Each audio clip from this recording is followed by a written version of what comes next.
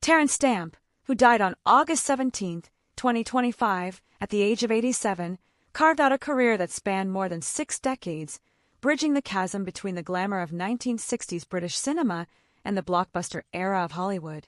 He was born in Stepney, East London, in 1938, the son of a tugboat captain. Growing up during wartime left him with resilience and an outsider's edge, qualities that shaped the characters he would later play. After working briefly in advertising and as an office boy, he pursued acting, gaining a scholarship to the Webber Douglas Academy of Dramatic Art. His striking looks and intensity set him apart early, and by his early 20s, Stamp had already become a leading man.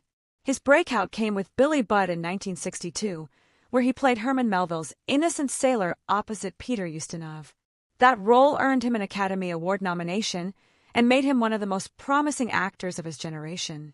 The 1960s proved to be a golden stretch. He starred in The Collector, 1965, where his portrayal of a disturbed kidnapper opposite Samantha Eggar was both unsettling and compelling, and in Far From the Madding Crowd, 1967, holding his own against Julie Christie. He became a fixture in the cultural fabric of swinging London, photographed by David Bailey, connected to the fashion scene, and seen as part of the glamorous set.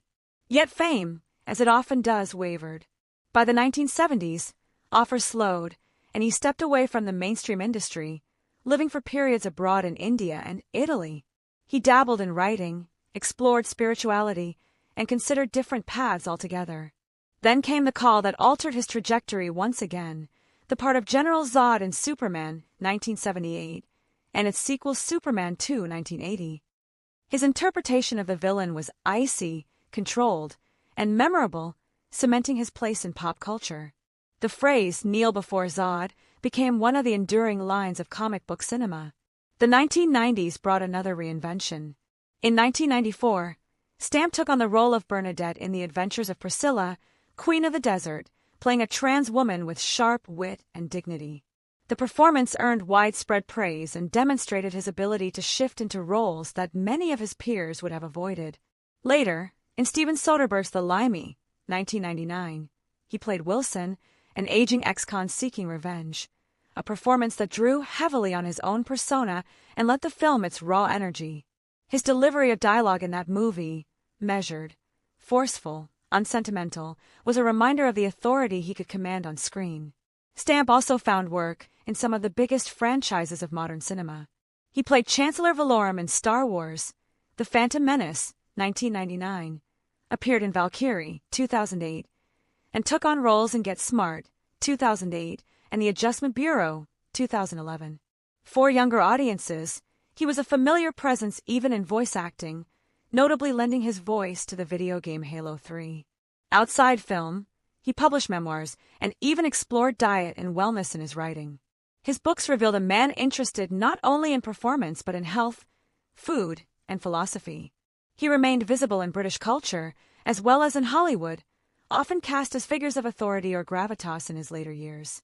Stamp married Elizabeth O'Rourke in 2002, though the relationship ended in divorce in 2008. He had no children.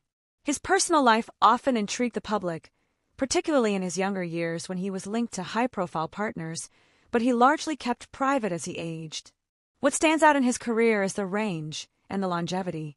From the young, handsome star of 1960s literary adaptations, to the brooding villain of the Superman franchise, to the vulnerable yet resilient Bernadette in Priscilla, and finally the seasoned veteran lending weight to modern thrillers and franchises, Terence Stamp consistently reinvented himself without losing the core of what made him compelling to watch.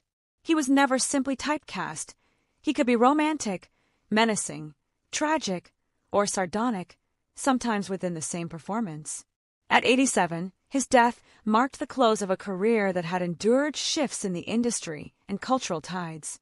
He began when British cinema was defining itself against Hollywood, rode through the blockbuster era, and adapted to the 21st century landscape of global franchises and independent cinema.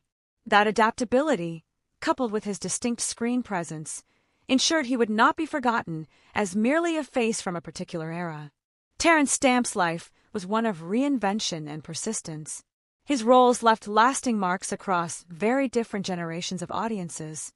He was a fixture of the 1960s, a pop culture icon of the late 1970s and early 80s, a critical darling in the 1990s, and a steady, authoritative presence in the 2000s and beyond.